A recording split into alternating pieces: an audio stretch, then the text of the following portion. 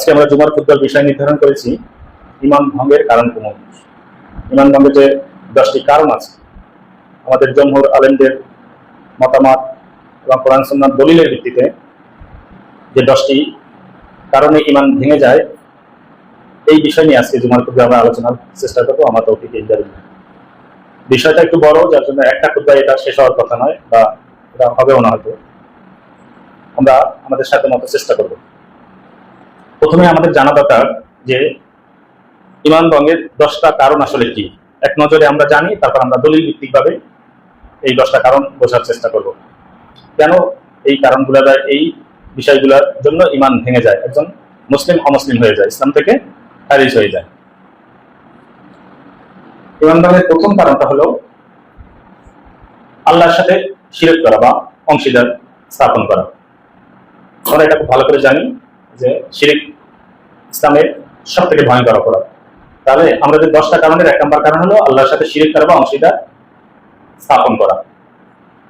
2 নম্বর কারণ হলো আল্লাহ এবং বান্দার মাঝে মাধ্যম স্থাপন করে আল্লাহর ইবাদত করা বা আল্লাহকে ডাকা, অথবা তার কাছে শাফায়াত কামনা করা, ওই মাধ্যমের কাছে শাফায়াত কামনা করা, বা তাকে অভিভাবক হিসাবে সেট করে শেষ বিচারের দিন তার কাছ থেকে সাহায্য সহযোগিতা বা উপকার পাওয়ার আশা করা করলে একজন মুসলিমের ঈমান ভেঙে যাবে, সে মুরতাদ হয়ে যাবে।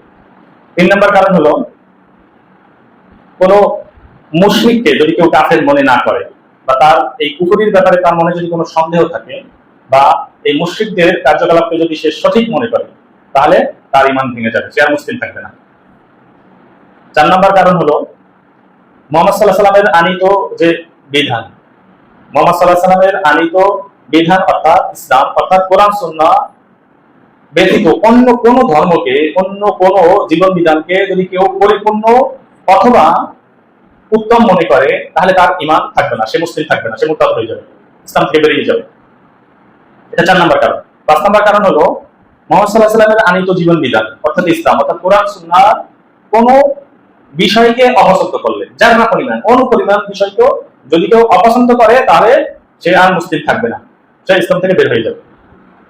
এটা 5 নম্বর কারণ। 6 নম্বর কারণ হলো মুহাম্মদ সাল্লাল্লাহু আলাইহি ওয়াসাল্লামের আনিত জীবন বিধান অর্থাৎ ইসলাম, অর্থাৎ কোরআন সুন্নাহ এর কোন বিষয় নিয়ে যদি কেউ ঠাট্টা বা মশকরা করে বা বিদ্রুপ করে, তাহলে তার সে আর মুসলিম থাকবে না।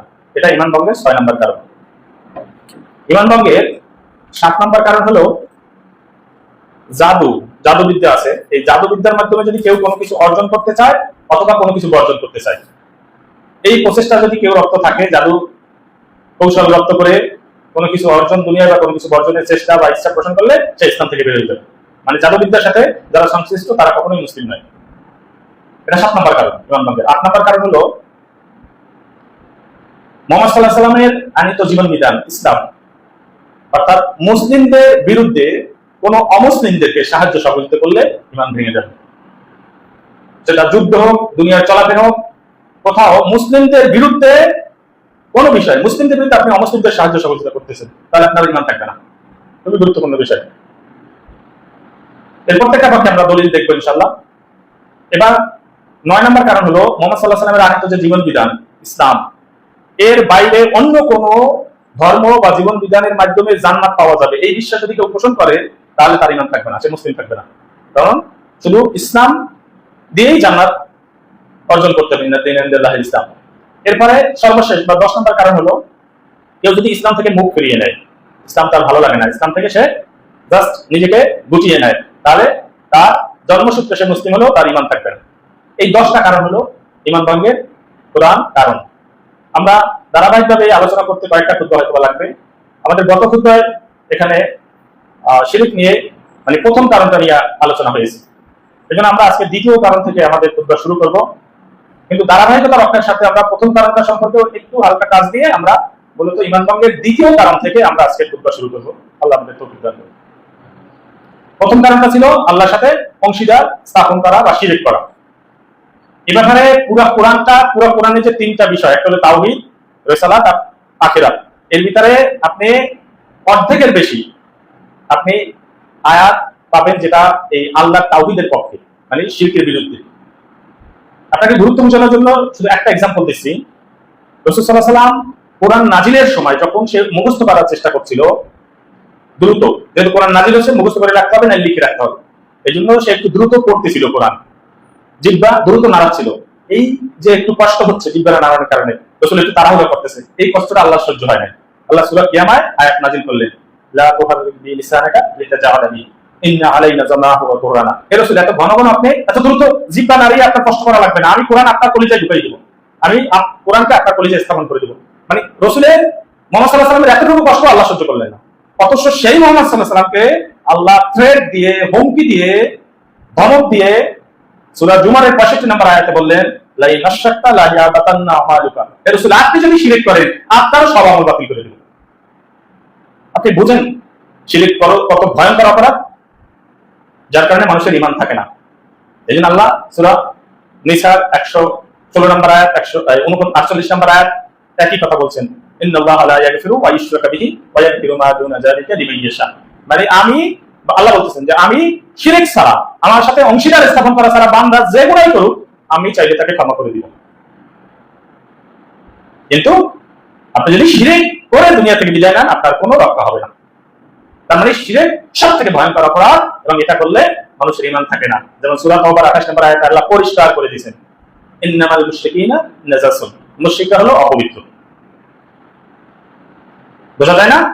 এবং সূরা ওই তাওবারই 3 নম্বর আয়াতে আল্লাহ আরো পরিষ্কার করে দিয়েছেন, ইন্নাল্লাহা বারিউম মিনাল মুশরিকিনা ওয়া রাসূলুহু। মানে আল্লাহ এবং তার রাসূল মুশরিকদের থেকে মুক্ত, মুশরিকদের উপর আল্লাহ এবং তার রাসূলের কোনো দায়িত্ব নেই। সুতরাং যে শিরক করবে তার ঈমান থাকবে না, এটা ঈমান ভঙ্গের 1 নম্বর কারণ। এইজন্য রাসূল সাল্লাল্লাহু আলাইহি ওয়াসাল্লাম সাহাবীদের যত নসিহত করেছেন, যত উপদেশ দিয়েছেন, তার ভিতর অন্যতম একটা সেরা উপদেশ বা নসিহত বলা হয়, সবই তো রাসূলের সেরা উপদেশ।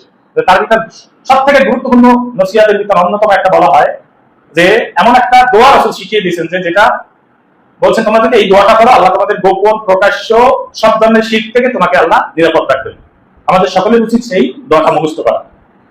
আল্লাহুম্মা ইন্নী আউযু বিকা আন উশরিকা বিকা ওয়া আনা আ'লামু ওয়া আস্তাগফিরুকা লিমা লা আ'লামু। মানে হে আল্লাহ আপনি আমাকে গোপন প্রকাশ্য ছোট বড় জানা অজানা সকল প্রকার শিরক থেকে আমাকে নিরাপদ রাখুন, আমাকে ক্ষমা করুন। তাহলে এই দোয়াটা আমাদের মুখস্থ করতে হবে। তাহলে ঈমান পাকের 1 নম্বর কারণটা কি? আল্লাহর সাথে শরীক করা বা আল্লাহর অংশীদার স্থাপন করা। এরপর ঈমান ভঙ্গের দ্বিতীয় কারণটা খুব ভালো করে খেয়াল করতে হবে। দ্বিতীয় কারণটা হলো ঈমান ভঙ্গের দ্বিতীয় কারণটা হলো আল্লাহ এবং তার বান্দার মাঝে কোন মাধ্যম বা মিডিয়া স্থাপন করে আল্লাহকে ডাকা বা আল্লাহর ইবাদত করা বা আল্লাহর গোলামি করা, আল্লাহর দাসত্ব করা। কিভাবে? যে আল্লাহ এবং তার বান্দার মাঝে কোন ব্যক্তিকে, কোন বস্তুকে, কোন বিষয়কে মাধ্যম হিসাবে স্থাপন করে আল্লাহকে ডাকলে বা ওই মাধ্যমের কাছে শাফায়াত কামনা করলে অথবা অভিভাবক হিসাবে ওই মাধ্যমকে মনে করে কিয়ামতের মাঠে সুপারিশ আশা করলে ওই ব্যক্তির ঈমান থাকবে না, ওই ব্যক্তি ইসলাম থেকে খারিজ হয়ে যাবে, মুরতাদ হয়ে যাবে। 2 নম্বর কারণটা কি বুঝছেন আপনারা? যে আল্লাহর ইবাদত করবে সে, কিন্তু মাঝখানে যদি সে মাধ্যম সেট করে কোন ব্যক্তি, কোন বস্তু, কোন বিষয়, যে এই ব্যক্তি, এই বস্তু, এই বিষয়টা আমার ইবাদতকে আল্লাহর কাছে পৌঁছাই দেবে, এরকম মাধ্যম স্থাপন করে কেউ যদি আল্লাহর ইবাদত করে, ওই মাধ্যমের কাছে শাফায়াত কামনা করে, ওই মাধ্যমকে অভিভাবক মনে করে তার কাছে সুপারিশ কামনা করে, তাহলে তার ঈমান থাকবে না, তিনি আর মুসলিম থাকবে না।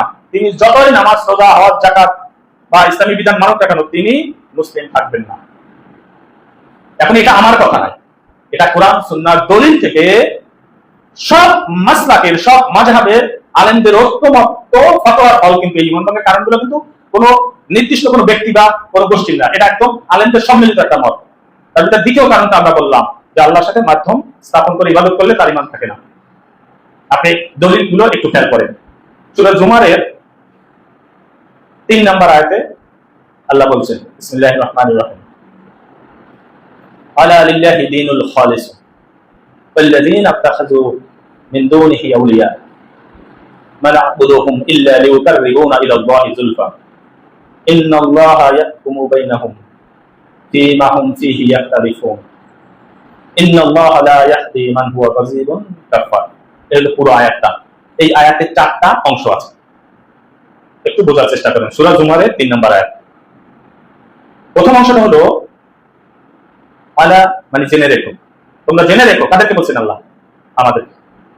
আলা লিল্লাহি দীনুল খালিস, একনিষ্ঠ, খালিস মানে খালিস, মুখলেস থেকে মুখলেস, যিনি মুখলেস মানে আল্লাহর একনিষ্ঠ বান্দা। তাহলে আল্লাহ বলতেছেন যে জেনে রাখো তোমরা যে একনিষ্ঠ দিন, একনিষ্ঠ ধর্ম, একনিষ্ঠ ইবাদত, একনিষ্ঠ গোলামি, একনিষ্ঠ দাসত্ব শুধু আল্লাহর জন্য, শুধুমাত্র আল্লাহর জন্য। তুমি ইবাদত করবা শুধু আল্লাহর। সূরা জুমারের 3 নম্বর আয়াতের প্রথম অংশটা আমরা কি বুঝতেছি খেয়াল আছে তো, যে আল্লাহ এবং তার বান্দার মাঝে যদি কেউ মাধ্যম স্থাপন করে আল্লাহ ইবাদত করে সে আর মুসলিম থাকে না। তাহলে সেই সূরা জুমারের 3 নম্বর আয়াতের দলিল হিসেবে প্রথম অংশটা হলো, 4টা অংশ আছে, 4টা অংশ আপনাকে বুঝতে হবে যে যে ইবাদত করতে হবে আমাদের শুধুমাত্র আল্লাহ। আলা লিল্লাহি দীনুল খালিসু, যে একনিষ্ঠ ইবাদত করো শুধুমাত্র আল্লাহ। জেনে রাখো একনিষ্ঠ দিন বা ধর্ম শুধু আল্লাহ, শুধু আল্লাহর জন্য। এবং এই অংশটুকু আগের মানে সূরা জুমারের 2 নম্বর আয়াতেরই ধারাবাহিকতা। 2 নম্বর আয়াতে আল্লাহ কি বলছেন? ইন্না আনজালনা ইলাইকাল কিতাবা বিল হক, এই কিতাবকে সত্য সহকারে নাযিল করা হয়েছে। ফা'বুদিল্লাহ মুখলিসাল লাহুদ্দিন, কাজেই তোমরা ইবাদত করো, গোলামি করো, দাসত্ব করো একমাত্র আল্লাহ। পথ কয়টা? আল্লাহর ইবাদত করার পথ কয়টা? আপনার গোলামি, আপনার দাসত্ব কোন দিকে যাবে? কয়টা দিকে যাবে? একটা দিকে। এইটা হলো একনিষ্ঠভাবে শুধু আল্লাহর দাসত্ব করতে হবে। এই ধারাবাহিকতা মেইনটেইন করে সূরা জুমারের 2 নম্বর আয়াত ছিল, এটা 3 নম্বর আয়াতে আল্লাহ শুরুটা করলেন এরকম দিয়ে যে আলা লিল্লাহি দীনুল খালিস, যে একনিষ্ঠ ইবাদত করবে শুধুমাত্র কার? আল্লাহ। যেমন সূরা ফুরকানের 68 নম্বর আয়াত আল্লাহ বলছেন আল্লাযীনা লা ইয়াদউনা মা'আল্লাহি ইলাহান আখার, আল্লাহর প্রিয় বান্দা যারা, তারা যখন আল্লাহকে ডাকে, আল্লাহর কাছে দোয়া করে, তখন সাথে কাউরে রাখে না, শুধু আল্লাহকেই ডাকে। ওই যে একনিষ্ঠভাবে ডাকবে, বুঝেন? এই আয়াতটা রয়েছে তাফসীর কোরআন বিল কোরআন। এবং সূরা মুমিনের 60 নম্বর আয়াতে আরো পরিষ্কার বলছে উদউনি আস্তাজিব লাকুম, তোমরা আমাকে ডাকো। আল্লাহ বলতেছেন আমি তোমার ডাকে সাড়া দেব, তুমি মাঝখানে কাউকে রাখো কেন? এই জন্য আল্লাহ সূরা জুমারের 3 নম্বর আয়াতটা শুরু করেছেন এই দিয়ে যে তোমরা একনিষ্ঠভাবে ইবাদত করবা, দাসত্ব করবা, গোলামি করবা শুধু আমার, পথ একটা, তুমি মাঝখানে কাউকে রাখবে না। এরপর দ্বিতীয় অংশে আল্লাহ কি বলছেন খেয়াল করেন, আল্লাযীনা ইত্তাখাযু মিন দুনিহি আউলিয়া, যারা আল্লাহকে বাদ দিয়ে অনেক ওলি আউলিয়া, দরবেশ, কুতুব, গাউস, বুজুর্গ এদেরকে গ্রহণ করছে। আল্লাযীনা ইত্তাখাযু মানে গ্রহণ করা, নিয়ে নিয়েছে, মেনে নিয়েছে। তারা বলে, তারা কি বলে? কারা বলে? ওই যারা আল্লাহকে বাদ দিয়ে অনেক ওলি আউলিয়া, দরবেশ, কুতুব কে নিয়ে নিয়েছে, তারা বলে মানা'বুদুহুম ইল্লা লিয়ুকাররিবুনা ইলাল্লাহি যুলফা, আমরা এই দরবেশ, কুতুব, পীর এদের কাছে যাই বা এদের কাছে ধর্ণা দিই বা এদের ইবাদত করি, এছাড়া আর কোন উদ্দেশ্য নয়। কোন উদ্দেশ্য করি? যে তারা আমাদের ইবাদতগুলোকে আল্লাহর নিকটবর্তী করে দিবে, আমাদেরকে আল্লাহর কাছে নিকটবর্তী করে দিবে, আমাদের ইবাদতগুলো আল্লাহর কাছে পৌঁছে দিবে। মানা'বুদুহুম, আমরা ইবাদত করি না ইল্লা, এছাড়া অন্য কোন কারণে। কি কারণে? লিয়ুকাররিবুনা ইলাল্লাহি যুলফা, যে আমাদের ইবাদতগুলো তারা আল্লাহর কাছে পৌঁছে দেবে। মেলে, দুনিয়ার সাথে মেলে। এইগুলো দ্বিতীয় অংশ, যে তারা আল্লাহকে বাদ দিয়ে অনেক পীর, মাশায়েখ, বুজুর্গ, দরবেশ, কুতুব, শায়েখ এদেরকে গ্রহণ করেছে, মেনে নিয়েছে। কেন? কারণ তারা মনে করে যে তাদের ইবাদতগুলো এবং তাদেরকে আল্লাহর নিকটবর্তী করে দেবে। এটা হলো দ্বিতীয় অংশ। এই জন্য তৃতীয় ওই একই আয়াত, কিন্তু তৃতীয় অংশে আল্লাহ বলছেন ইন্নাল্লাহা ইয়াহকুমু বাইনাহুম ফীমা হুম ফীহি ইয়াখতালিফুন। আল্লাহ আয়াতের প্রথমেই বলছে, আরো কয়েকটা আয়াত দিয়ে আমি একটু আগে দলিল দিলাম, যে ইবাদত করতে হবে শুধু কার? পথ কয়টা? একটা না, একনিষ্ঠভাবে শুধু আল্লাহর ইবাদত করতে হবে। সূরা বাইয়িনা 6 নম্বর আয়াতে আল্লাহ পরিষ্কার বলেন ওমা উমিরু ইল্লা লিয়াবুদুল্লাহা মুখলিসিনা লাহুদ্দিন হুনাফা, মানে আল্লাহ বলতেছেন আমি মানুষকে এছাড়া অন্য কোন উদ্দেশ্যে সৃষ্টি করি নাই যে তারা শুধু একনিষ্ঠভাবে আমার ইবাদত করবে, এছাড়া কোনো উদ্দেশ্য আল্লাহ মানুষ সৃষ্টি করে নাই। তাহলে এখানে আমরা মানে এই যারা আল্লাহকে বাদ দিয়ে অন্য ইলাহ গ্রহণ করছে তাদের নিকটবর্তী করে দিবে, তারা রাস্তা কয়টা বানাইলো? দুইটা। তারা তারা বলবে আমরা আল্লাহর ইবাদত করি, তাদেরকে আপনি যখন ধরবেন যে তুমি এই পীরের এখানে যে গণনা দাও করো, তার মানে আমরা আল্লাহর ইবাদত করি, কিন্তু এরা আমাদের একটু নিকটবর্তী করে দেবে। লিয়ুকাররিবুনা ইলাল্লাহি যুলফা। এই জন্য আল্লাহ পরে এসে বলছে ইন্নাল্লাহা ইয়াহকুমু বাইনাহুম ফীমা হুম ফীহি ইয়াখতালিফুন, তারা যে দুইটা পথ বানাইলো, নিশ্চয় আল্লাহ এই দুইটা পথের ভিতরে তাদের যে এই পথ তৈরি করেছে একাধিক, এই পথগুলোর মধ্যে কিয়ামতের দিন, শেষ বিচারের দিন আল্লাহ ফয়সালা করে দিবেন।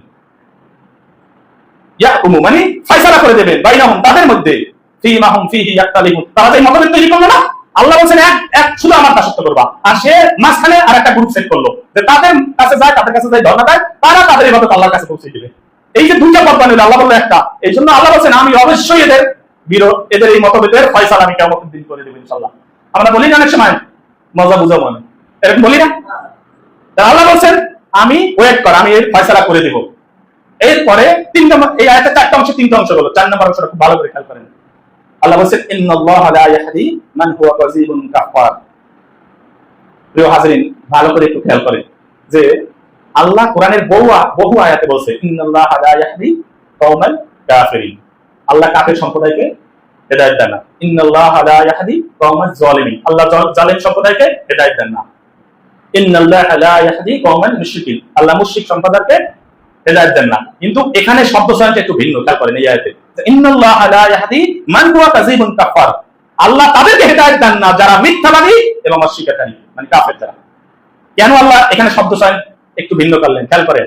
আপনি যখন তাদেরকে বলবেন যে তুমি এখানে যাও কেন, এই পীরের দরবারে যাই পড়ে থাকে কেন, আল্লাহর কাছে বলো না কেন, তখন সে বলবে কি যে আমি এখানে শিখতে যাই, দিন শিখতে যাই। চূড়ান্ত মিথ্যা কথা, চূড়ান্ত মিথ্যা কথা। বাংলাদেশের কোন পীর এই যোগ্যতা রাখেই নাই যে সে কোরআনের আয়াত ধরে ধরে, হাদিসের ইবারত ধরে ধরে পীরদের বুঝায়। দেখছেন আপনাদের জীবন দশায় আপনারা কেউ দেখছেন?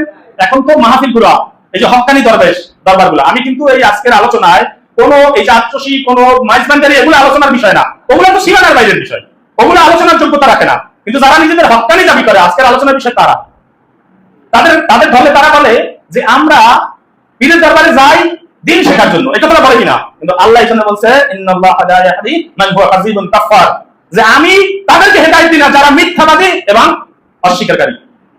কেন এই কথা বললেন? কারণ আপনি যখন তাকে বলবেন তুমি আল্লাহর কাছে মনের কথা, মনের দুঃখ, মনের বেদনা না বলে তুমি দৌড় করো পীরের দ্বারে, তুমি ওখানে যাই পড়ে থাকো, ওখানে যাই মনে শান্তি অনুভব করো কেন, তখন সে বলবে আমি ওখানে দিন শিখতে যাই। এটা চূড়ান্ত মিথ্যা কথা। কারণ কেন? আমি দলিল দিচ্ছি আপনাকে। বাংলাদেশের কোন পীর এই হক্কানি যারা কোন পীর যোগ্যতাই রাখে না। আপনি তাদের পুরা সারা জীবনের আলোচনা এক জায়গায় করে দেখেন যে কোন আয়াত ধরে ধরে ভেঙে ভেঙে বুঝাইছে, কোন হাদিস এবারও কেন এটা সহিহ, কেন এটা জয়ীফ, এটা সনদ কি, এরকম বুঝাইছে। এখন তো মাহফিল গুলা সরাসরি লাইভ হয়, এখন তো তাদের হাজার হাজার বক্তব্য ইউটিউবে পাবেন। আপনি যদি দেখেন তো কিসসা কাহিনী আর গলাবাজি ছাড়া আর কিছু আছে কিনা, এবং আরো দলিল আছে। আপনি খেয়াল করেন অধিকাংশ পীরের মুরিদ সঠিক শুদ্ধভাবে কোরআনই করতে পারে না। তাহলে কি শিখাইছে? কি শিখায়? কোথাও যদি যেত সে কোরআন শিক্ষার জন্য, তাহলে সেটা ঠিক ছিল। যেমন ফাসআলু আহলা যিকরি ইন কুনতুম লা তা'লামুন। আল্লাহ বলেন বিল বায়িনাতি ওয়াল জুবুর, যে তোমরা যারা জানে না তাদের কাছে যাইয়া শিখে আসো দলিল প্রমাণ সহ। তাহলে তারা যদি আসলেই শিখতে যাইতো কোনো সমস্যা ছিল না, কিন্তু তারা শিখতে জানে না। মিথ্যা কথা। কেন মিথ্যা কথা? কারণ হলো অধিকাংশ পীরের মুরিদ শুদ্ধভাবে কোরআন করতে পারে না। আপনি ভাইয়া নিয়ে দেখেন, শিরক বিদআতে ভরপুর, দিনের বিশুদ্ধ কোনো নলেজই নাই তাদের। শুধু মাহফিলের সময় যায়, হাজিরা দিয়ে আসে, চান্দা দিয়ে আসে। আর যখন আপনি তাকে ধরবেন তখন সে বলে কি আমি দিন শিখতে যাই। এই জন্য আল্লাহ বলছে ইন্নাল্লাহা লা ইয়াহদি মান হুয়া কাযিবুন কাফফার। যারা মিথ্যাবাদী আল্লাহ তাদেরকে আরো মিথ্যাবাদীর আরো দলিল নেন। আপনি দেখবেন যারা ওই দরবারের এমন এমন দুই একজন হলেও মুরিদ আছে যারা ওই পীরকে ডেইলি শিখাইতে পারে। আমি আর নাম ধরলাম না, প্রত্যেক দরবারে দুইজন বড় আলেম আছে, কিন্তু মানে সে নিজের যোগ্যতায়, শিক্ষাগত যোগ্যতা, সবাই ব্রেনটা একরকম না। সে মাসালা ভালো, বিভিন্ন পীরের ভালো, কিন্তু সেও ওই পীরের মুরিদ। তার মানে কি? সে বুকের মুরিদ তো তার হওয়ার কথা ছিল। তার মানে সে ওই পীর এবং তার বাবা হুজুর, দাদা হুজুর এদেরকে কিছু একটা মনে করে যে এরা আল্লাহর কাছে, আল্লাহর সাথে এদের সম্পর্কটা ভালো, আল্লাহর কাছে লিঙ্কটা এদের ভালো। এই জন্য নাইলে তার বাবা মার কবর তো বাড়িতেও আছে, সে দাদা হুজুরের কবরের পাশে যাই মোনাজাত করে কেন? কারণ মনে করে দাদা হুজুরের সাথে আল্লাহর লিঙ্কটা ভালো, যেটা ওইখানে বলছে আল্লাযীনা ইত্তাখাযু মিন দুনিহি আউলিয়া, তারা আল্লাহকে বাদ দিয়ে অন্যদের গ্রহণ করছে। কেন? ইল্লা লিউকাররিবুনা ইলাল্লাহি যুলফা, তারা আল্লাহর নিকটবর্তী করে দিবে। যেটা সে রাস্তায় হাঁটতে হাঁটতে আল্লাহকে বলতে পারতো আল্লাহু আলিমুম বিযাতি সুদূর, সে দাদা হুজুরের কবরের পাশে যাই করে কেন? কারণ দাদা হুজুরের সাথে আল্লাহর লিঙ্কটা ভালো, এটা মনে করে। তাই মনে করলি তো মুশরিক। সূরা জুমার 3 নম্বর আয়াতে এটাই বলা হয়েছে, এটা মনে করলি সে মুশরিক। কারণ আমার বান্দা শুধু আমার কাছে চাইবে, বুঝলেন না? এরপরে আপনি মিথ্যাবাদীর সব থেকে জ্বলন্ত একটা প্রমাণ দিচ্ছি, যেটা তারা কখনোই অস্বীকার করতে পারবে না। তারা যে ইমান থেকে খারিজ, কথাগুলো হয়তোবা অনেকের ভয়ঙ্কর ভাবে তাদের গায়ে গিয়ে লাগবে, কিন্তু এটা তাদের শুনতেই হবে। সেটা হলো তারা বলে যে আমরা মাধ্যম সেট করি না, আমরা আল্লাহর ইবাদতই করি, তাদের কাছে যাই শিখতে। কিন্তু আল্লাহ কি বলছে? ওরা মিথ্যাবাদী। ওরা শিখতে যায় না, ওরা যায় ধর্ণা দিতে। ওরা আমার কাছে যে ধর্ণাটা দেওয়ার কথা, যেভাবে আমার ইবাদত করার কথা, সেইভাবে ওরা পীরদের কাছে গিয়ে পড়ে থাকে। এটা আল্লাহ বলছেন, এই জন্য আল্লাহ মিথ্যাবাদী বলছেন। দলিল আপনি দেখেন মাহফিলের সময় যারা তওবা যখন করায়, তওবার সময় একটা পাগড়ি ছেড়ে দেয় না? আচ্ছা তওবার অর্থ কি? তওবা মানে কি? আপনি আল্লাহর কাছে কোনো কিছু চাচ্ছেন না? আস্তাগফিরুল্লাহ মানে কি? আল্লাহ আপনার কাছে ক্ষমা চাই, আস্তাগফিরুল্লাহ আল্লাযী লা ইলাহা ইল্লা হুয়াল হাইয়ুল কাইয়্যুম ওয়া আতুবু ইলাইহি। এই তওবা বাক্যগুলোর অর্থ কি? আমি আল্লাহর কাছে চাই না একটা জিনিস, কি চাই? ক্ষমা চাই। তাহলে আল্লাহর কাছে কোনো কিছু চাওয়ার ক্ষেত্রে আপনি পাগড়ি ছেড়ে দিলেন, সেই পাগড়ি আরেকজন ধরলো, তারপর আরেকজন ধরলো, এইভাবে ধরতে ধরতে হুজুর পর্যন্ত পৌঁছলো, তারপর তওবা রাখতে শুরু করে না প্রত্যেকটা মাহফিলে? তাহলে তার মানে কি, আমি মাহফিলের মাঝখানে আসি, আমার কথা সরাসরি আল্লাহর কাছে যাইবে না, আমি এই হুজুর পর্যন্ত পৌঁছবো ধরে ধরে কারেন্টের মতো, তার কানেকশন লাগবে, এরপরে আল্লাহর কাছে পৌঁছবো। এটা কি মাধ্যম না? এটা কি মাধ্যম না? এটা কি চূড়ান্ত মিথ্যা কথা না যে তারা মাধ্যম সেট করেন? এটা তাদের মিথ্যা কথা না? আল্লাহকে এই শব্দ সাইন এমনি এমনি দিয়েছে যে ইন্নাল্লাহা লা ইয়াহদি মান হুয়া কাযিবুন কাফার। অন্যান্য আয়াতে যেমন অন্য শব্দ আল্লাহ ইউজ করতেন যে ইন্নাল্লাহা লা ইয়াহদি কওমাল যালিমিন, কওমাল কাফিরিন, কওমাল মুশরিকিন, কিন্তু এখানে আল্লাহ বললেন ইন্নাল্লাহা লা ইয়াহদি মান হুয়া কাযিবুন কাফার। যারা মিথ্যা কথা বলে তাদেরকে আমি কখনো হেদায়েত দিই না। এরা এইরকম তওবাকারী, এবং তওবার বাক্যগুলো খেয়াল করছেন আপনি যে আমার কলব হুজুরের দিকে, হুজুরের কলব দাদা হুজুরের দিকে, এরকম করতে করতে আল্লাহ পর্যন্ত যায়। এগুলো বল মাধ্যম না। আপনাকে আর কি দলিল দেবো ভাই? এইটা হলো বড় বড় হক্কানি দরবারের কাহিনী বললাম। আর যেগুলো ওই আত্মসী, ওই যে তারপর মাইজবান্ডারি, এগুলো তো ওখানে শেষ দেয় দেয় মাজার কি, ওদের কাহিনী তো আলাদা। কিন্তু যারা নিজেদের হক্কানি দাবি করে তারাই আল্লাহর ইবাদত গুলো কেড়ে নিচ্ছে। এই জন্য ঈমান ভঙ্গের 2 নম্বর কারণ কি, যে যারা আল্লাহ এবং তার মাঝখানে, মানে আল্লাহ এবং কোন বান্দার মাঝখানে মিডিয়া সেট করে আল্লাহকে ডাকবে বা আল্লাহর ইবাদত করবে।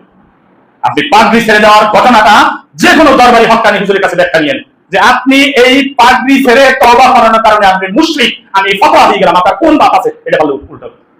আমার আল্লাহ আমার কলিজার খবর জানে, আল্লাহু আলিমুন বিযাতি সুদূর। অথচ আপনি পাগড়ি ধরে ধরে এবং তওবার বাক্যগুলোয় আপনি আপনার নাম, আপনার দাদা হুজুরের নাম ইনক্লুড করে তওবার বাক্যগুলো বানাই আমার দিয়ে পড়াইছেন। অথচ আমার আল্লাহ বলতেছে মাত্র তুই আমাকে ডাক। ইব্রাহিম আলাইহিস সালাম রাস্তায় একা একা হাঁটতো আর আল্লাহর কাছে দোয়া করতো, কারণ দুনিয়ায় সব ছিল তখন মুশরিক, তার পক্ষে কেউ ছিল না। বুঝেন না? এটাই হলো আলা লিল্লাহি দীনুল খালিস, যেটা আয়াতের শুরুতে আল্লাহ বলেছেন যে একনিষ্ঠ দিন হলো শুধু আল্লাহর জন্য। এরপর আপনি খেয়াল করেন সূরা ইউনূসের 8 নম্বর আয়াত আল্লাহ একই কথা বলছেন। কি বলছেন? ওয়া ইয়াবুদুনা মিন দুনিল্লাহ, তারা আল্লাহকে বাদ দিয়ে যাদের ইবাদত করে, মালা ইয়াদুরুহুম ওয়ালা ইয়ানফাউহুম, তারা না পারে তাদের কোনো উপকার করতে, না পারে তাদের কোনো ক্ষতি করতে। এবং তারা বলে যারা আল্লাহকে বাদ দিয়ে অন্যদের গ্রহণ করছে, তারা বলে ইয়াকুলুনা হাউলানি শুফাউনা ইনদাল্লাহ, আমরা তাদের কাছে ধর্ণা দিই, তাদের কাছে একটু যাই, মাহফিলের সময় তাদের কাছে একটু চাঁদা দিই। কেন? কারণ তারা আমাদেরকে আল্লাহর নিকটবর্তী করে দিবে।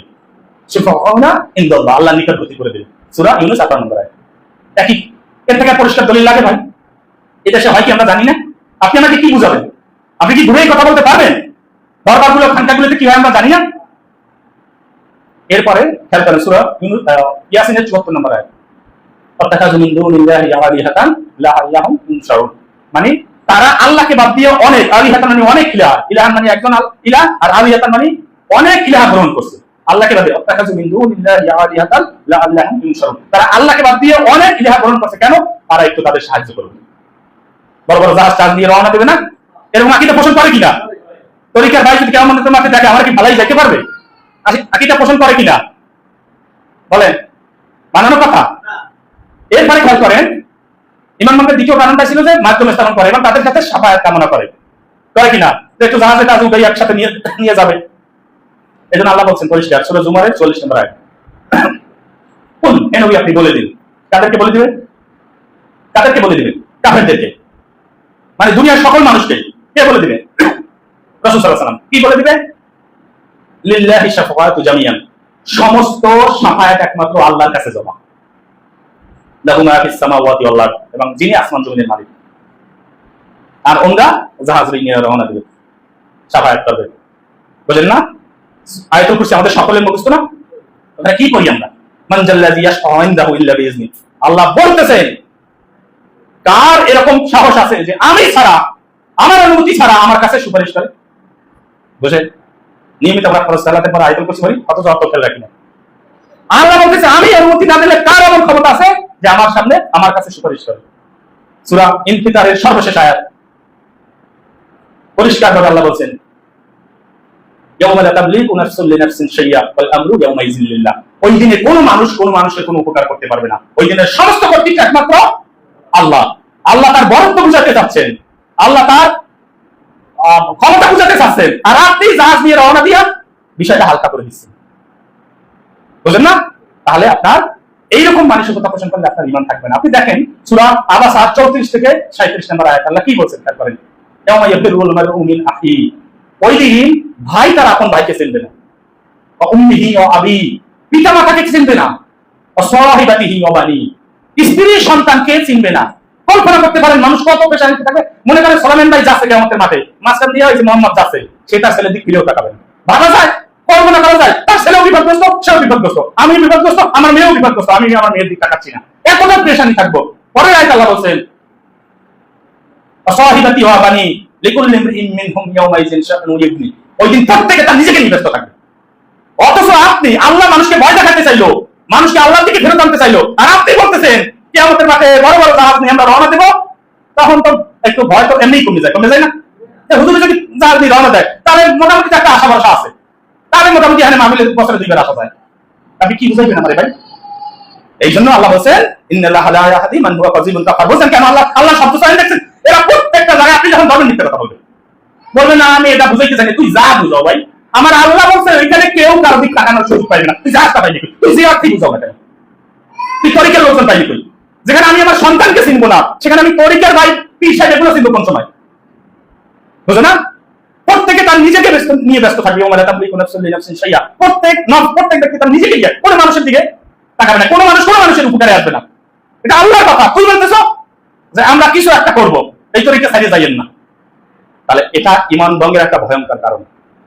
এরপরে এই ঈমান ভঙ্গের দ্বিতীয় কারণে 3 নম্বর পয়েন্ট ছিল, 2টা, কিন্তু প্রত্যেকটা কারণের ভিতরে একাধিক আবার পয়েন্ট আছে। কারণ ঈমান ভঙ্গের দ্বিতীয় কারণটা আবার মনে করাই, আল্লাহর সাথে মাধ্যমে সামন করে ইবাদত করা, যেটা আমরা বললাম দলিল সহ 2 নম্বর ছিল, তার সাথে ওই মাধ্যমের কাছে শাফায়াত কামনা করা, যেটা আমরা বললাম 3 নম্বর ছিল যে ওই মাধ্যমকে অভিভাবক মনে করে তার উপরে ভরসা করা, যে কোনো না কোনো ভাবে কিয়ামতের মাঠে বা দুনিয়ায় একটু এলো উপকার হবে, মানে অভিভাবক বানিয়ে দিয়া। অভিভাবক, মুমিনদের অভিভাবককে আল্লাহ, কিন্তু অভিভাবক বানিয়ে নেওয়া, তাহলে তার ঈমান থাকবে না। দলিল সূরা মাইদা 23 নম্বর আয়াত, আলাল্লাহি ফাতাওয়াক্কালু ইন কুনতুম মুমিনিন। আল্লাহ বলতেছেন তোমরা যদি মুমিন হয়ে থাকো তাহলে শুধু আল্লাহর উপরই ভরসা করো।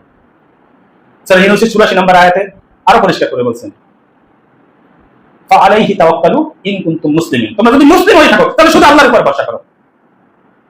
এরপর সূরা তাওবার সর্বশেষ আয়াত 129 নম্বর আয়াতে আল্লাহ বলছেন হাসবি আল্লাহ লা ইলাহা ইল্লা হু আলাইহি তাওয়াক্কালতু ওয়া হুয়া রাব্বুল আরশিল আযীম। হাসবি আল্লাহ মানে আল্লাহ আমার জন্য যথেষ্ট, লা ইলাহা ইল্লা হুয়া, তিনি ছাড়া কোনো সত্য ইলাহ নাই, আলাইহি তাওয়াক্কালতু, আমার সকল ভরসা ওই আল্লাহর উপরই, ওয়া হুয়া রাব্বুল আরশিল আযীম, যিনি আরশের মালিক।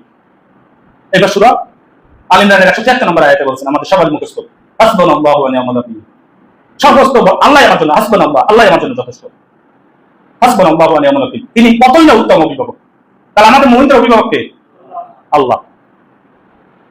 এবং আপনি একদম সরাসরি এই শব্দ চাইলেও কোরআনে আছে যে আমাদের অভিভাবক আল্লাহ। আল্লাহ এখন এইরকমই আল্লাহ বলছেন সূরা বাকারা 257 নম্বর আয়াত, আল্লাহ বলছেন আল্লাহু ওয়ালিউল লাযিনা আমানু, আল্লাহ হলো মুমিনদের অভিভাবক। আমাদের অভিভাবক কে? তাহলে আল্লাহ কি করে? ইখরিজুহুম মিনাজ যুলমাতি ইলান নূর, আমাদেরকে অন্ধকার থেকে আলোর দিকে নিয়ে আসেন। ওয়াল্লাযিনা কাফারু আউলিয়াহুমুত তাগুত, এবং কাফেরদের অভিভাবক হলো তাগুত। তাগুত মানে শয়তান। ওমর রাদিয়াল্লাহু তাআলা বলেছে তাগুত বলতে শয়তানকে বোঝানো হয়েছে। এইজন্য আবার দেখেন সূরা হজের 12 নম্বর আয়াতে আল্লাহ বলেন লাবিসাল মাওলা, কত না নিকৃষ্ট তাদের অভিভাবক, ওয়ালা বিসাল ফাশির, এবং কত নিকৃষ্ট তাদের সঙ্গী সাথী। কেন? তাদের সঙ্গী কে? আল্লাহকে বাদ দিয়ে যারা অন্য কিছু গ্রহণ করছে তাদের সঙ্গী কে? মানে অভিভাবক কে? শয়তান। ওয়াল্লাযিনা কাফারু আউলিয়াহুমুত তাগুত, তাহলে এই শয়তান ভাই অভিভাবক কি করে? ইখরিজুনাহুম মিনান নূরি ইলাল যুলমাত, তিনি আলো থেকে অন্ধকারের দিকে নিয়ে যায়।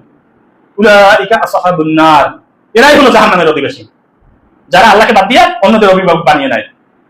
উলাইকা আসহাবুন নার হুম ফিহা খালিদুন, তারা চিরস্থায়ীভাবে ওখানে থাকবে।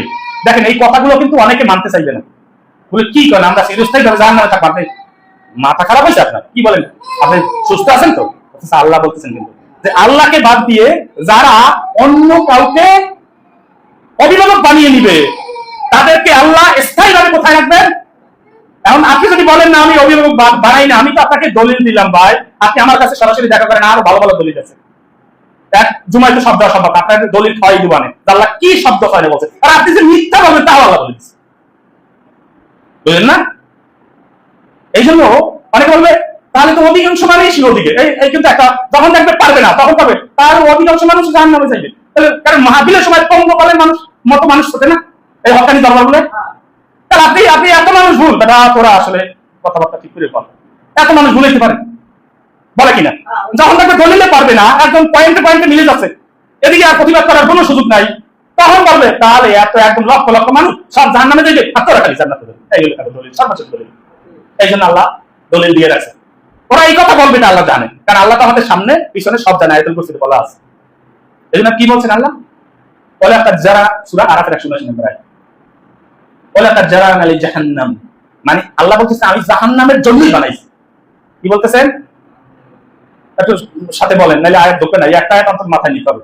আমি জাহান্নামের জন্যই বানাইছি, একটা বর্ষলি আছে, জন্যই বানাইছি। তাদেরকে কাসীরাম মিনাল জিন্নি ওয়াল ইনসান, জিন এবং ইনসানের অধিকাংশকে।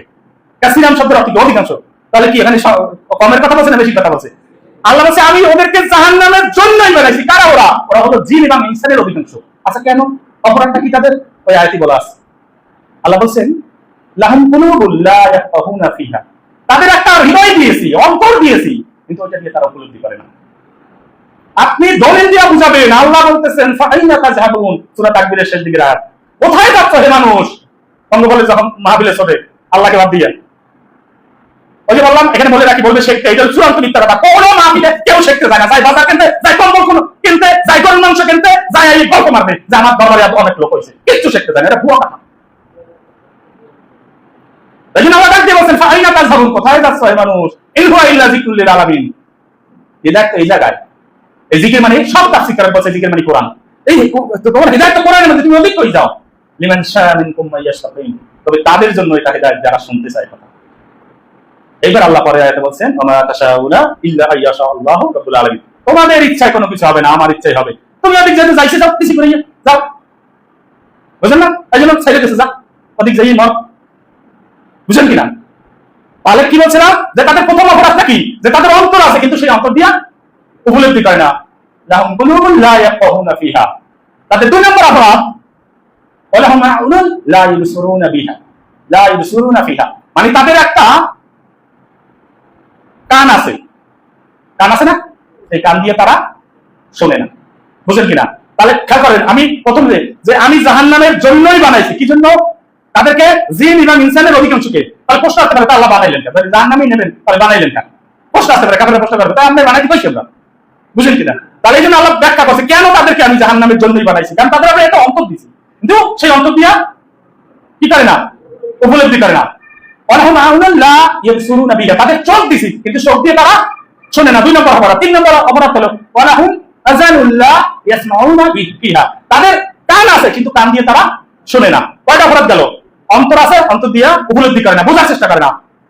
চোখ আছে, চোখ দিয়া দেখে না। কান আছে, কান দিয়া শোনে না। এরপরে পরে ইনশাআল্লাহ বললেন উলাইকা কাল আনাম, এরা হলো পশু, চতুষ্পদ জানোয়ার। বালকুমাতুল, বলেন তার থেকে নিকৃষ্ট। কুকুরও কিন্তু শোনে, চতুষ্পদ জানোয়ার কুত্তাও কিন্তু দেখবেন মালিকের কথা শোনে, পাহারা দেয়, কিন্তু এরা তার থেকে নিকৃষ্ট। এখানে যদি আল্লাহ আয়াতটা এই পর্যন্ত দিত উলাইকা কাল আনাম, কাফেররা বলতো যে না, অনেক জন্তু জানোয়ার আছে যারা মানুষের থেকে ভালো, কৃতজ্ঞ, তার মালিকের প্রতি কৃতজ্ঞ থাকে। এই জন্য আল্লাহ পরে দিয়েছে বালকুমাতুল, এরা পশুর থেকেও নিকৃষ্ট। উলাইকা হুম গাফিলুন, এরা হলো পথভ্রষ্ট। মেলে আল্লাহকে এখানে অধিকাংশ কথা বলছে না সংখ্যালঘুর কথা বলছে? অধিকাংশকেই আল্লাহ জাহান্নামের জন্য বানাইছে। কেন? তারা উপলব্ধি করবে না। আপনি কোরআনের দলিল দিলেন, হাদিস দিলেন, কিন্তু তারা উপলব্ধি করবে না। রাসূল সাল্লাল্লাহু আলাইহি ওয়াসাল্লামের ছোট চাচা আব্দুল ইবনে আব্বাস রাদিয়াল্লাহু আনহু রাসূল সাল্লাল্লাহু আলাইহি ওয়াসাল্লাম ডেকে বলছেন, ইয়া চাচা একটু এদিকে আসেন, শুনেন। আপনি যদি কোনো কিছু কোনোদিন চান, আল্লাহর কাছে চাইবেন। ইজা সাআলতা ফাসআলিল্লাহ। এটা কেন বললেন? কারণ আপনার রাসূল তো জানে তার ভাইপো সর্বশ্রেষ্ঠ সৃষ্টি আল্লাহ, ইন্নাকা আলা খুলুকিন আযীম, তিনি সর্বশ্রেষ্ঠ নবী ও রাসূল। কোনদিন যদি কোনো কিছু ভুল করে আমার কাছে চাইয়ে বসে, তাহলে তো চাচা শিরক হয়ে যাবে। এজন্য চাচার আগে ঘুরে গেছে, কোনো কিছু চাওয়ার আগে কার কাছে চাইবেন? আর আমরা ডাকি আমার তরিকা দিকে, এদিকে এদিকে এদিকে, তরিকার বাইরে যাবেন না, পিয়ারে হাজরিন, তরিকার বাইরে যাবেন না। অথচ আল্লাহ বলছেন উদু আলা সাবিলি রাব্বিকা বিল হিকমাতি, তোমরা মানুষকে ডাকো আল্লাহর দিকে। কোন মানুষকে কারো দিকে ডাকা যায় নাই আল্লাহ ছাড়া। ওর কান খুলে শুনে রাখেন, কোন তরিকা, কোন রাজনৈতিক দল, কোন ব্যক্তি, কোন গোষ্ঠী, কোন সম্প্রদায়ের প্রতি দাওয়াত দেওয়া যায় নাই, শুধুমাত্র দাওয়াত দিতে কার দিকে? উদু আলা সাবিলি রাব্বিকা বিল হিকমাতি ওয়াল মাউযাতিল হাসানা। আপনি শুধু মানুষকে আল্লাহর দিকে ডাকবেন, তরিকাগুলো কার দিকে ডাকেন? ভাই এই জন্য বলছি, আপনি যখনই বলেন দেবেন তখনই তার মিথ্যা বলবেন। এই যখন বলবেন যে আপনি তাহলে মানুষকে আপনার তরিকার দিকে ডাকেন, মোদাব্দ দিয়া, নকশবন্দি দিয়া, আরো কার দিকে কি জানি, এগুলোর দিকে ডাকেন না, না আমরা আল্লাহর দিকে ডাকি, মিথ্যা বলবে কিনা? এই জন্য আল্লাহ কথা বলছেন না, ইন্নাল্লাহা লা ইয়াহদি মান হুয়া কাযিবুল কাফার। যখনই আপনি দলিল দেবেন তার মিথ্যা বলবে, পরে অস্বীকার করবে, না আমরা তো এটা করি না, গায়ে লাগবে। আপনি বিশুদ্ধ আকীদার কোন আলেমকে আপনাকে আরো স্পষ্ট দিলে আবু বকর শাইখ, আবু বকর জাকারিয়া, আব্দুল রাজ্জাক বিন ইউসুফ, তারপরে ডক্টর মনজুর লাহিড়ী, এরকম যারা বিশুদ্ধ আকীদার প্র্যাকটিসার আছে, আপনি একটা ভিডিও দেখেন যে তারা তার দিকে আপনাকে ডাকছে, বা তার কোনো রাজনৈতিক দল আছে কিনা, বা তার কোনো তরিকা আছে কিনা, তিনি মুরিদ বানান কিনা, তার দিকে ডাকার কোনো চান্স আছে? জাস্ট কোরআন ও হাদিসের অনুবাদ করেন। বুঝেন কিনা? তাহলে এইটা হলো ঈমান ভঙ্গের দ্বিতীয় কারণ, যে আল্লাহ এবং তার বান্দার মাঝে মানুষ যদি কোনো মিডিয়া মাধ্যমে স্থাপন করে ইবাদত করে, তাহলে ওই মানুষের ঈমান থাকে না। এবং তার কাছে যদি সাফায়াত কামনা করে, তাহলে ঈমান থাকে না। এবং তাকে যদি অভিভাবক বানিয়ে, আকাবির বানিয়ে, পীর বানিয়ে তার কাছে দুনিয়া এবং আখিরাতের কোনো সাহায্য সুবিধা কামনা করে, তাহলে তার ঈমান থাকে না। কারণ আল্লাহু ওয়ালিয়ুল্লাযিনা আমানু, মুমিনদের অভিভাবক শুধুমাত্র আমি আল্লাহ। 2 নম্বর পয়েন্টটা বুঝছেন? এবার ঈমান ভঙ্গের 3 নম্বর কারণ হলো যে মুশরিকদেরকে কাফির মনে না করা। মুশরিকদেরকে কাফির মনে না করা, বা তাদের কুফরির ব্যাপারে কোন রকম সন্দেহ পোষণ করা, বা তাদের মতবাদকে সঠিক মনে করা। দেখেন এইখানে কিন্তু বহু মানুষ ধরা খেয়ে যায়। অনেকে দেখবেন একটা মুশরিক মারা গেছে, একজন অমুসলিম মারা গেছে, সে ফেসবুকে স্ট্যাটাস দেয়, রিপ্রেজেন্ট রেস্ট ইন পিস, মানে আল্লাহ আপনাকে শান্তিতে রাখুন। বুঝলেন? এই ছোট একটা শব্দ RIP, 3 অ্যালফাবেটের একটা শব্দ আপনাকে ইসলাম থেকে বের করে দিচ্ছে। আপনি বোঝেন ইসলাম কত স্মার্ট, কত সূক্ষ্ম? আপনি বোঝেন ভাই? অনেকে ইসলামকে উদার করতে করতে গাছের মাথায় তোলে, মানে যা ইচ্ছে তাই করবে। পয়লা বৈশাখ দেখছেন, এত ইসলামের কিছু হয় না। অথচ আল্লাহ বলছেন, যদি কোনো অমুসলিমকে এইরকম মনে করে যে তার এই মতবাদটাও সঠিক হতে পারে, অনেকে বলে দেখবেন কোন ধর্মই অশান্তির কথা বলে না, এই শব্দ ছয় না মানুষ ইসলাম থেকে বের হয়ে যায়। কোন শব্দ ছয় মানে কোন ধর্মই অশান্তির কথা বলে না, মানে কি? তার মানে ওই ধর্মগুলো সত্য। অথচ আল্লাহ বলছে কি, ইন্নাদ দীনা ইনদাল্লাহিল ইসলাম, আল্লাহর কাছে মনোনীত একমাত্র জীবন বিধান কি? সূরা আল ইমরানের 19 নম্বর আয়াত। অনেকের আবার একটা পোষায় না, কারণ একটা বেশি শুনে হয়ে গেছে, কেমন জানি হয়ে গেছে। এই জন্য সূরা আল ইমরানের 85 নম্বর আয়াত থেকে আরো ভয়ঙ্কর দলিল আছে। আল্লাহ বলছেন, অমাইয়াতাকি গায়রাল ইসলামি দীনান, যদি কেউ ইসলাম ছাড়া অন্য কোনো কিছু আমার কাছে নিয়ে আসে, ফালাই কুবালা মিনহু, তা কখনোই গ্রহণ করা হবে না। ওয়া ফিল আখিরাতি মিনাল খাসিরিন, আখিরাতে সে অবশ্যই ক্ষতিগ্রস্তের দলে থাকবে। তাহলে আল্লাহর কাছে মনোনীত একমাত্র জীবন বিধান কি? কিন্তু আপনি যদি মুশরিকদেরকে কাফির না মনে করেন, কাফির মুশরিকদের তাদের এই যে কুফরি নিয়ে, তাদের ধর্ম নিয়ে যদি আপনার কোনো সন্দেহ থাকে যে এটাও সত্য হইতে পারে, আপনার ঈমান নেই। সূরা কবর 28 নম্বর আয়াত আল্লাহ পরিষ্কার বলেন, ইন্নামাল মুশরিকিনা নাজাসুন, অবশ্যই মুশরিকরা অপবিত্র। সূরা কবর 3 নম্বর আয়াত আল্লাহ পরিষ্কার করে বলেন, ইন্নাল্লাহা বারিউম মিনাল মুশরিকিনা ওয়া রাসূলুহু, আল্লাহ এবং তার রাসূল মুশরিকদের থেকে দায়মুক্ত। আর মুশরিকদের প্রতি আল্লাহ এবং তার রাসূলের কোনো দায় নাই, তাদেরকে ছেড়ে দিয়েছেন, যা খাইয়া মর, এবার বোঝা যাবে কিয়ামতের দিন। এবং ভয়ঙ্কর দলিল আছে সূরা বাইয়িনাত 7 নম্বর আয়াত, ইন্নাল্লাযীনা কাফারু মিন আহলিল কিতাব ওয়াল মুশরিকিনা ফি নারি জাহান্নামা খালিদিনা ফিহা উলাইকা হুম শাররুল বারিয়া। বলছে আহলে কিতাবদের মধ্যে যারা আল্লাহর সাথে শিরক করছে, যারা মুশরিক, তারা জাহান্নামে যাবে, মানে চিরস্থায়ীভাবে ওই জাহান্নামে তারা থাকবে, এবং তারা হলো সৃষ্টির মধ্যে সবথেকে নিকৃষ্ট। আর আপনি বলতেছেন এরকম একটা মুশরিক মারা গেছে, একটা কাফের মারা গেছে, আর আপনি বলতেছেন বিনম্র শ্রদ্ধা, আল্লাহ আপনাকে শান্তিতে রাখুক, পরকালে ভালো থাকিস। এই প্রত্যেকটা শব্দ চাইলে আপনাকে ইসলাম থেকে বের করে দেয়। এটাই ঈমান ভঙ্গের 3 নম্বর কারণ। কি বোঝা যায়? সূরা বাকারা 221 নম্বর আয়াতে আল্লাহ বলছেন, মুশরিক মহিলাদের বিয়ে করা পর্যন্ত জায়েজ নাই। ওয়ালা তানকিহুল মুশরিকাতি হাত্তা ইউমিনা, তারা ঈমান না আনা পর্যন্ত কোন মুশরিককে বিয়ে করা জায়েজ। আর আপনি তাদেরকে অমুসলিম মনেই করেন না, তিনি মনে করেন সব ধর্মই সঠিক, ইসলামের সেরা ধর্ম, সে মনে মুসলিম না, জন্মসূত্রে যেহেতু মুসলিম, এই জন্য সে ইসলামকে আর অস্বীকার করতে পারে না, কিন্তু সে বিশ্বাস করে কি ইসলামও ঠিক আছে, কিন্তু কোনো ধর্ম খারাপ না। এটা আপনাকে ইসলাম থেকে বের করে লাগবে। আপনার কত দলিল লাগবে? যেগুলো দলিল দিয়েছি আর কতগুলো দলিল লাগবে, আপনি আমার সাথে দেখা করেন। কারণ আল্লাহর কাছে মনোনীত একমাত্র জীবন বিধান কি? ইসলাম। আমাইয়াবতাগি গায়রাল ইসলামি দীনান ফালা ইউকবালা মিনহু, ইসলাম ছাড়া আর কোনো কিছু নিয়ে আসলে আল্লাহর কাছে গ্রহণযোগ্য হবে না। আল্লাহ আমাদের বোঝার তৌফিক দান করুন। এরপরে আরো যে কারণগুলো আছে, এটা আমরা আজকে শেষ করতে পারবো না, গুরুত্বপূর্ণ আরো কিছু কারণ আছে, আমরা ধারাবাহিকভাবে এটা শেষ করা লাগবে। ঈমান ভঙ্গের কারণ কয়টা? 10টা, আমরা মাত্র 3টা শেষ করলাম। তাও আমি 2টাকে শেষ করছি, গত জুমায় একটা শেষ হয়েছিল, আর আজকে আমি 2টা নিয়ে আলাপ করেছি। আল্লাহ আমাদের এই কারণগুলো উপলব্ধি করার তৌফিক দান করুন। সুবহানাল্লাহি ওয়া বিহামদিহি, আশহাদু আল্লা ইলাহা ইল্লা আনতা, আস্তাগফিরুকা ওয়া আতুবু ইলাইক।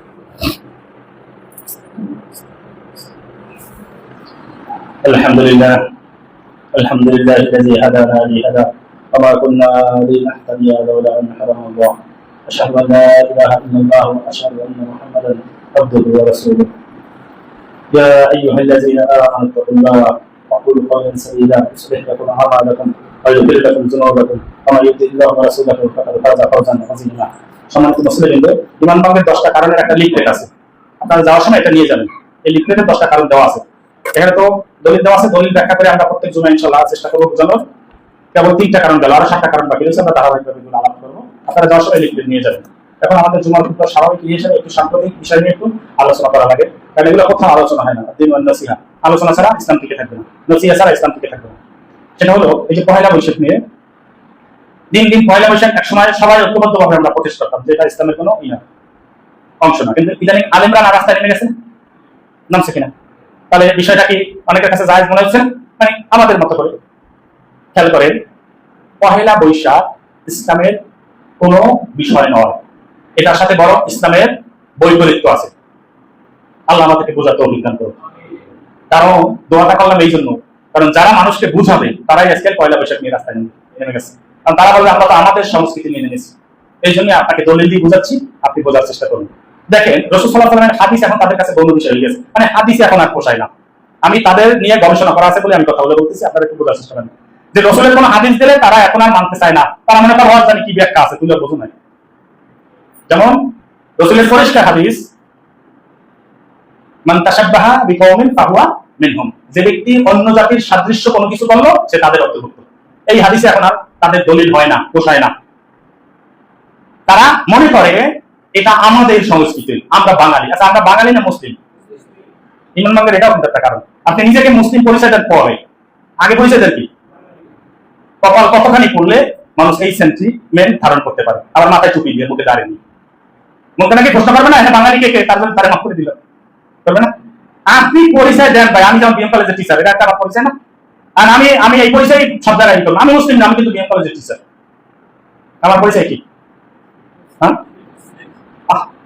আল্লাহ বলছেন এই মুসলমান না হয় এই পরিচয় পোক্ত না করে, পাকা না করে চোখ বুঝো না, খবর আছে কিন্তু। তাহলে তাহলে আমি যত আগে বাঙালি, তার 1000 বছর আগে, তার বহু আগে আমি মুসলিম, আমার পরিচয় আমি মুসলিম।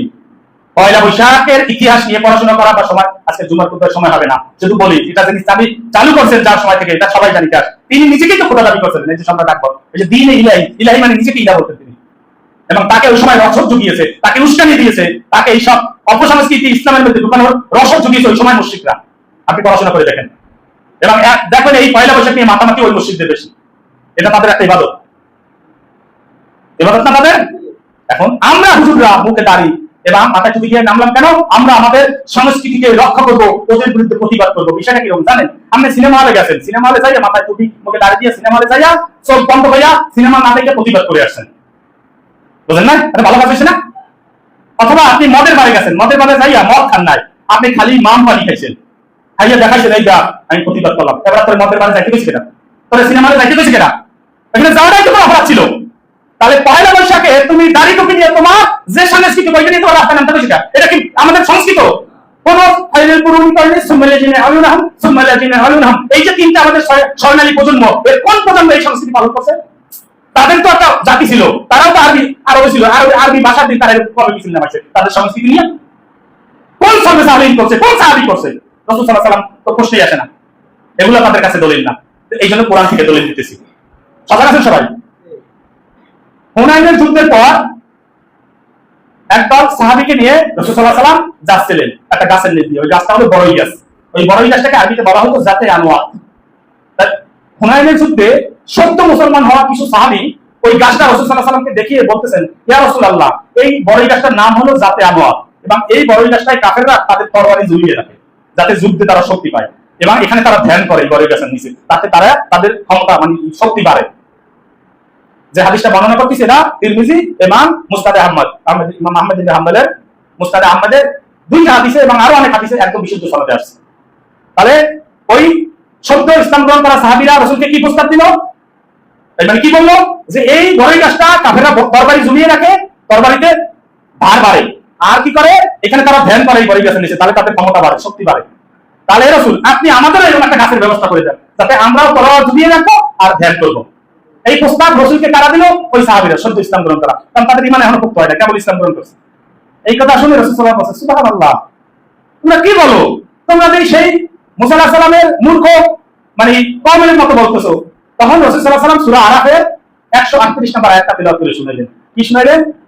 ওই মুসা আলাইহিস সালামের কওম মানে জাতিরা মুসা আলাইহিস সালামকে প্রস্তাব দিল, ইয়া মুসা আজআল লানা ইলাহান, আপনি আমাদের একটা ইলাহ বানিয়ে দেন, আজাল মানে বানিয়ে দেন, লানা আমাদেরকে ইলাহান একটা ইলাহ বানিয়ে দেন, একটা রব বানিয়ে দেন, কামা লাহুম আলিহাতুন, যেমন তাদের অনেক ইলাহ আছে। তাহলে এরকম প্রস্তাব, এরকম মূর্খ প্রস্তাব যেমন মুসার কওম তাকে দিয়েছিল, তোমরা তো আমাকে সেরকম একটা প্রস্তাব দিলাম। এবারে আবার আপনি একটু মিলান ভাই, তাদের একটা পয়লা বৈশাখ আছে, সেখানে আমারও একটা লাগবে। তারপর যে 4 বছরের এই কনসার্ট করে, আমারও একটা কনসার্ট লাগবে। বাংলাদেশ আমার, বাংলাদেশ তোমার, একটা মিউজিক দিয়া একবার দয়াল তোর লাইগার একটা ভাষা না শুনলেন, একটা কনসার্ট ভাষা না, মানে ওগো একটা আছে, আমারও একটা লাগবে। আমারও শিরকি শব্দে, বিদাতি শব্দে গলা ভালো না, তারপর টিউন দিয়ে কণ্ঠ ভালো করে একটা ইসলামী সংস্কৃতি তৈরি করতে হবে। কারণ আমাদের যুব সমাজ নাই ওই সংস্কৃতির দিক ঝুঁকে যাবে। এটা ইসলামের কোন সিস্টেম না। ইসলামের সিস্টেম হলো আমরা ধৈর্য ধারণ করব, কারণ আমাদের সব বিনোদন, আমাদের কনসার্ট, আমাদের মদ সব জান্নাতে। আমাদের বিনোদন কোথায়? এইটা না শিখিয়ে তারা শিখাচ্ছে কি? তাদের তা প্রতিরোধ করতে হবে। তারা সিনেমা বানাইছে, আমরাও সিনেমা বানাবো। তাদের ইলা আছে, আমাকেও একটা ইলা বানিয়ে দেন, বোঝা যায়? এবং তারা দেখবেন এই যে ক্যারিয়ারই করে নিছে ওইভাবে, ওই গান গিয়ে তারা জীবিকা নির্বাহ করে, ওই সংস্কৃতির মাধ্যমে তারা জীবিকা নির্বাহ করে। তাদের পয়লা বৈশাখে নামতে হবে না, তার জীবিকা নির্বাহ করে। বোঝা যায় কথা? অথচ উচিত ছিল কি যে ওই দিন সে ঘর থেকে বের হবে না, স্বাভাবিক কাজের বাইরে তার কোনো কাজ থাকবে না পয়লা বৈশাখে, কোনো মুসলিমের টাকা, তার এর সাথে ইসলামের ন্যূনতম সম্পর্ক নেই। রাসূল সাল্লাল্লাহু আলাইহি ওয়াসাল্লামকে সাহাবীরা যখন বিভিন্নভাবে এরকম প্রস্তাব দিত, বিভিন্ন অনুষ্ঠান, রাসূল সাল্লাল্লাহু আলাইহি ওয়াসাল্লাম তোমাদের যদি না পোষায় দুইটা বিষয় নির্ধারণ করে, ঈদুল আযহা আর ঈদুল ফিতর, মুসলমানদের উৎসবের দিনে দুইটা।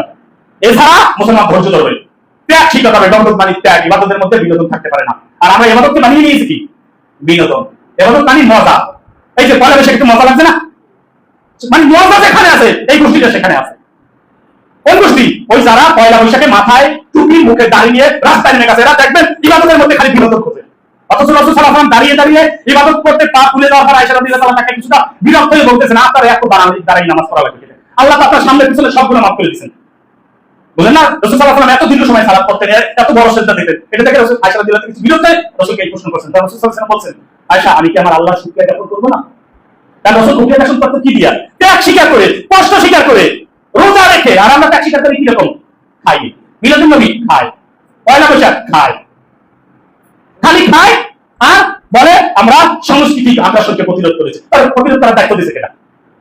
তুই চুপ থাক, ছেড়ে দে ওগুলা, তুই আল্লাহ ইবাদতে নিজেকে নিমগ্ন কর, স্যাক্রিফাইস কর, কারণ আমার সব বিনোদনের ব্যবস্থা আল্লাহ জান্নাতে রাখছে। আল্লাহ আমাদের বোঝার তৌফিক দান করুন। আল্লাহুম্মা আইজ্জিল ইসলাম ওয়াল মুসলিমিন ওয়া আজিল আশ-শিরকা ওয়াল মুশরিকিন। রব্বানা আতিনা ফিদ দুনিয়া হাসানাতাও ওয়া ফিল আখিরাতি হাসানাতাও ওয়া কিনা আযাবান নার। ইয়া রাব্বুল আলামিন, আল্লাহ আপনি আমাদের ক্ষমা করে দিন। আল্লাহ আপনি আমাদের ঈমান বন্ধের কারণগুলো ভালোভাবে উপলব্ধি করার তৌফিক দান করুন। ইয়া রাব্বুল আলামিন, আপনি আমাদের প্রতি একটা খাস রহমত নাযিল করুন। আসলে জুমার খুতবা অনেক বিষয় থাকে, তো সংক্ষিপ্ত সময় শেষ করা যাবে না, কারণ 10টা 2টা শেষ করতে পারছি। আরো কিছু বিষয় ছিল যেগুলো একদম জলজন্ত। আর আপনারা এখানে আমাদের মসজিদে আপনাদের যে সাপ্তাহিক যে তালিম, এইটা রেগুলার বসা উচিত।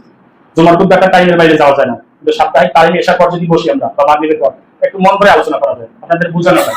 আপনাদের তো সময় হয় না, দুনিয়ার সব সময় হয়, শুধু দিনের আলোচনার সময় সময় হয় না। আপনারা এই সাপ্তাহিক জলসা, এমন হয়েছে মসজিদে আমি সাপ্তাহিক জলসা করছি এক বলেই শুরু করছি, বুঝলেন কিনা? তাহলে এইটা করবেন আপনারা, তাহলে একটু গঠনমূলক একটা আলোচনা, একটা শুরু আছে শেষ আছে, ফিনিশিং দেওয়া যায়। আল্লাহ আমাদের তৌফিক দান করুন।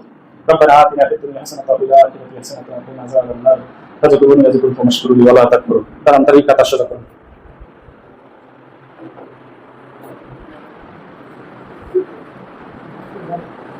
শেয়ার করে দেন,